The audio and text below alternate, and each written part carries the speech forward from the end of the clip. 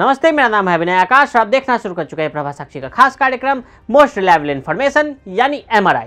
बेंगलुरु के दो ईदगाह मैदान को लेकर दो अदालतों ने अलग अलग फैसले दिए। पहले फैसले में सुप्रीम कोर्ट ने बेंगलुरु के ईदगाह मैदान में गणेश चतुर्थी के आयोजन की अनुमति देने से इनकार कर दिया। वहीं दूसरे फैसले में कर्नाटक हाईकोर्ट की तरफ से हुबली के ईदगाह मैदान पर गणेशोत्सव की अनुमति दे दी गई। बेंगलुरु का चामरापेट ईदगाह मैदान शहर के केंद्र में स्थित है, लेकिन यह मैदान इन दिनों काफी सुर्खियों में है।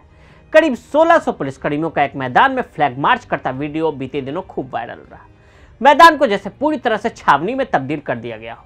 इस मैदान पर किसी तरह की अनहोनी को रोकने के लिए 3 DCP, 21 ACP और 49 पुलिस इंस्पेक्टर की तैनाती से ही आपको इसकी संवेदनशीलता का अंदाजा लग जाएगा।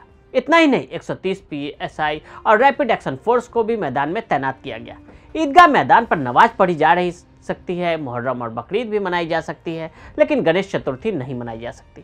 आखिर क्या है ये ईदगाह मैदान का पूरा सच, क्या है इसका इतिहास? आज आपको बेंगलुरु के चामरापेट ईदगाह और हुबली ईदगाह की पूरी कहानी बताते हैं, दावों और सवालों की पूरी फहरिस्त से रूबरू भी करवाते हैं।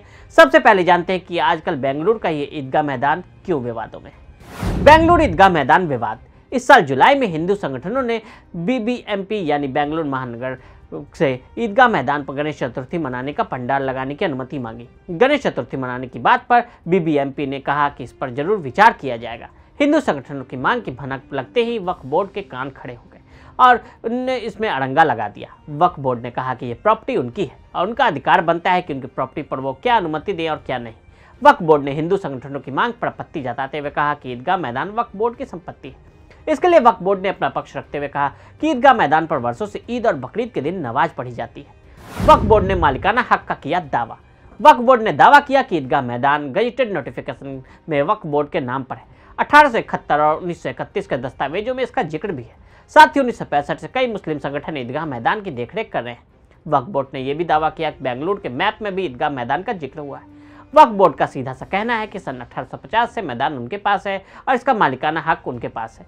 सेंट्रल मुस्लिम एसोसिएशन 1965 से ईदगाह मैदान का रख रखाव कर रहा है और बाकी मुस्लिम तंजीमें भी इससे जुड़ती है। साल में 2 दिन ईद और बकरीद को यहाँ सामूहिक नमाज अदा की जाती है।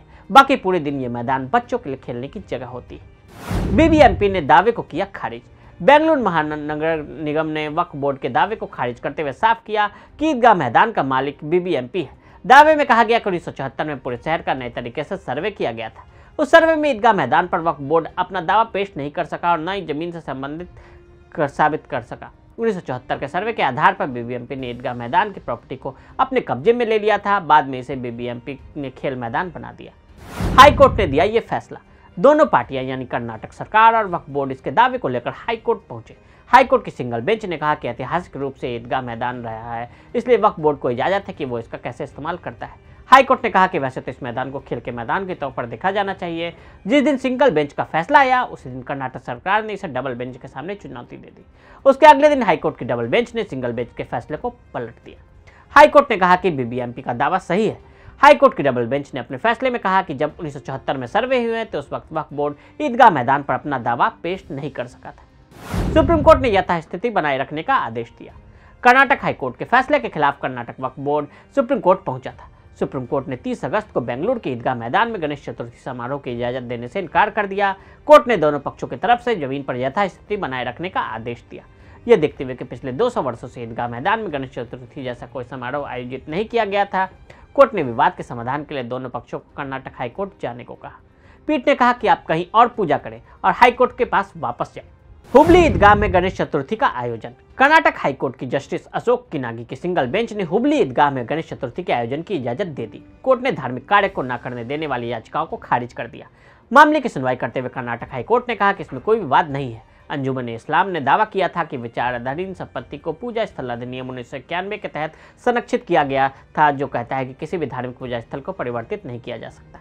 उच्च न्यायालय ने विचाराधीन संपत्ति के मामले में कहा कि यह धार्मिक पूजा स्थल नहीं था और केवल बकरीद और रमजान के दौरान नमाज के लिए अनुमति दी गई थी। ईदगाह मैदान का इतिहास।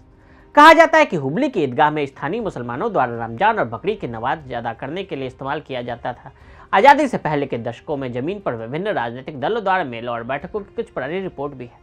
कहा जाता है कि भूमि का स्वामित्व 19वीं शताब्दी में कई बार एक मूपना, बसपन्ना, नरूल और एक SR1 पादरी और बासिल मिशन के पास रहा है। इंडियन एक्सप्रेस की रिपोर्ट के अनुसार हुबली नगर पालिका द्वारा 20वीं शताब्दी के शुरुआती वर्ष में भूमि का अधिग्रहण किया गया। 1921 में अंजुमन इस्लाम ने नगर पालिका से मुसलमानों को मैदान में नमाज अदा करने की अनुमति मांगी। नगर पालिका ने अभ्यावेदन को स्वीकार कर लिया और भूमि अंजुमन को 999 वर्षों के लिए पट्टे पर दे दिया। बाद में बॉम्बे प्रेसिडेंसी की सरकार द्वारा पट्टे के समझौते की पुष्टि की गई। 1960 के दशक में सरकार ने अंजुमन को निर्देशित नियमों और शर्तों के तहत जमीन पर दुकानें बनाने की अनुमति दी थी। विवाद तब शुरू हुआ जब AIE ने 1972 में मैदान पर एक व्यावसायिक परिसर बनाने की कोशिश की। अंजुमन के कदम को इस आधार पर कानूनी चुनौती दी गई थी कि 1921 में लीज समझौते में इसकी अनुमति नहीं थी और यह मामला कई दशकों तक चला। 2010 में सुप्रीम कोर्ट का यह फैसला आया।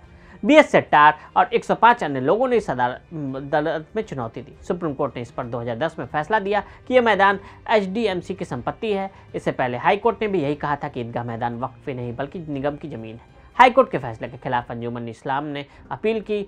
HC ने माना कि मैदान AI की संपत्ति नहीं थी और अधिकारियों को परिसर को ध्वस्त करने का निर्देश दिया। AEI ने इसके खिलाफ सुप्रीम कोर्ट में अपील की। अपनी याचिका में सेट्टार और अन्य ने दलील दी कि समझौते को लाइसेंस कहा जाए न कि लीज। हुबली विवाद ने कर्नाटक में खिलाया था कमल। कर्नाटक का यह मैदान सियासत का अखाड़ा भी रहा है। एक तरफ मुस्लिम संगठन और कांग्रेस पार्टी तो दूसरी तरफ संघ परिवार और BJP। 1991 की रथ यात्रा के बाद से ही ये सियासी जोड़ आजमाइश का मैदान बना रहा। 1992 में जब मुरली मनोहर जोशी और नरेंद्र मोदी ने श्रीनगर के लाल चौक पर तिरंगा फहराया, उस वक्त ईदगाह मैदान पर भी ऐसा ही कार्यक्रम रखा गया था, जिसका आयोजन संघ परिवार की तरफ से किया गया था। हालांकि प्रशासन ने भारी बल प्रयोग कर उन्हें तिरंगा फहराने से रोक दिया था।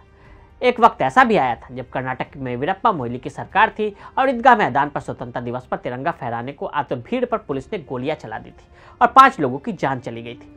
उस वक्त मुख्यमंत्री वीरप्पा मोइली ने कहा था, मैं कल्याण सिंह नहीं हूं, अपनी आंखें मूंद लूं और हिंसा होने दूं।